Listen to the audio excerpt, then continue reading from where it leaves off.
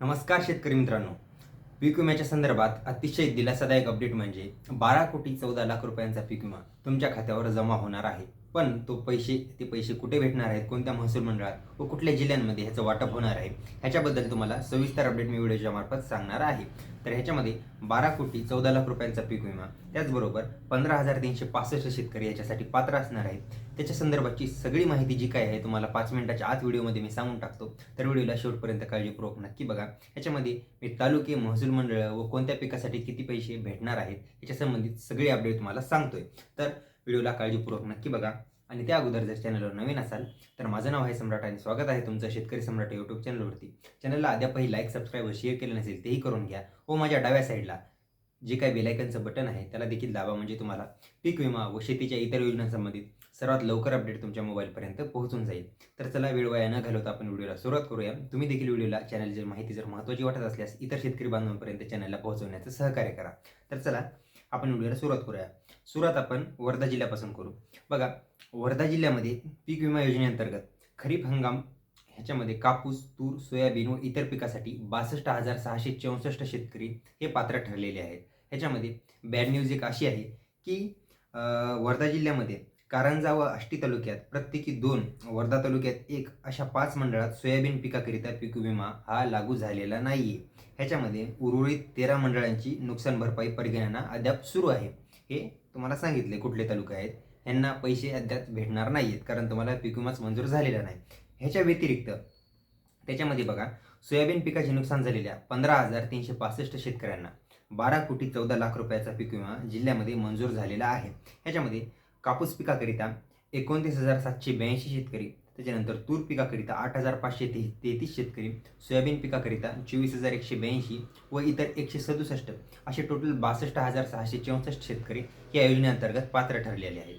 त्याच्यामध्ये जिल्ह्यामध्ये पण 55 पैकी 37 महसूल मंडळामध्ये सोयाबीन पिकाचं जे नुकसान झालं होतं, याच्यामध्ये 15,305 शेतकरी यांना 12,14,00,000 रुपयांचा पीक विमा अधिकारिकरित्या मंजूर करण्यात आलेला आहे. ही तुमच्यासाठी चांगली बातमी आहे. ह्याच्यामध्ये आता आपण तालुके जाणून घेऊ. आता बघा, आर्वी तालुक्यामध्ये जे 6 महसूल मंडळ आहेत, त्या 6 महसूल मंडळापैकी 14,037 शेतकरी, त्याच्यानंतर आष्टी तालुक्यामध्ये 310 शेतकरी, आर्वी तालुक्यामध्ये 6 महसूल मंडळातील 1436, आर्वी सांगितलं, देवळी तालुक्यातील 5 महसूल मंडळातील 3,585 शेतकरी, त्याचबरोबर हिंगणघाट तालुक्यामध्ये 7 महसूल मंडळात 2,908 शेतकरी, समुद्रपूर तालुक्यामध्ये 7 महसूल मंडळात 3,129 शेतकरी आणि सेलू तालुक्यामध्ये 5 महसूल मंडळात 2,041 शेतकरी, त्याचबरोबर वर्धा तालुक्यामध्ये 6 महसूल मंडळात 1,894 शेतकरी, एवढे शेतकरी ह्या योजनेअंतर्गत पात्र आहेत.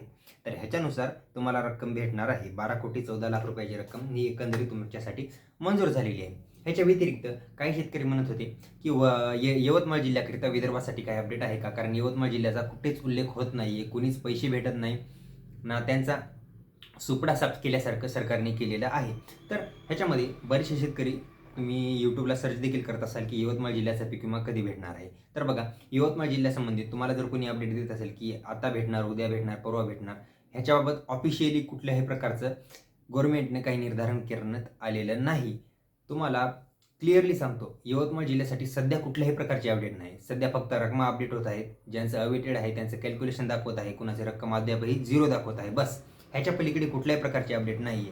असेल, तुम्हाला वेळ आल्यानंतर तुम्हाला वेळेत ज्यावेळेस आली त्याच्या लगेच तुमच्यापर्यंत पोहोचवण्याचं मी कार्य करीत राहील. खोटी माहिती देऊन मी देखील तुम्हाला संभ्रमात ठेवू इच्छित नाही. जी काही तुम्हाला अपडेट आहे ती आपल्या चॅनलच्या मार्फत जेन्युइन माहिती तुम्हाला भेटते हे तुम्हाला देखील माहीतच असेल. त्याच्यासाठी फक्त एकच कार्य करा, चॅनलला सबस्क्राईब करा आणि लाईक करा आणि बाकी शेतकरी बांधवांपर्यंत शेअर करा, म्हणजे त्यांना देखील थोडीफार मदत होऊन जाईल. ह्याच्या व्यतिरिक्त जे मराठवाड्यातले जिल्हे आहेत त्याच्या संबंधित चॅनलवरती आपण ऑलरेडी अपडेट दिलेली आहे. ज्या शेतकऱ्यांना अजूनही अपडेट पाहिजे आहे तुम्ही कमेंट करू शकता. शेतकऱ्यांना कमेंट दिसत नाही, त्या कमेंट फक्त माझ्यापर्यंत येतात, कारण कमेंटला फिल्टर लावलेला असल्यामुळे त्या माझ्यापर्यंत येतात.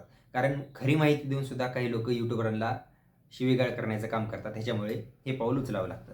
तर चला, ही माहिती महत्त्वाची वाटली तुम्हाला, महत्त्वाची वाटली असल्यास व्हिडिओला लाईक, शेअर आणि सबस्क्राईब करायला अजिबात विसरू नका. पुढच्या व्हिडिओमध्ये बाकी शेतकऱ्यांच्या संदर्भात देखील ज्यांना पैसे भेटलेले नाहीत त्यांची अपडेट घेऊन आपण आपल्या चॅनलवरती नक्कीच येऊ.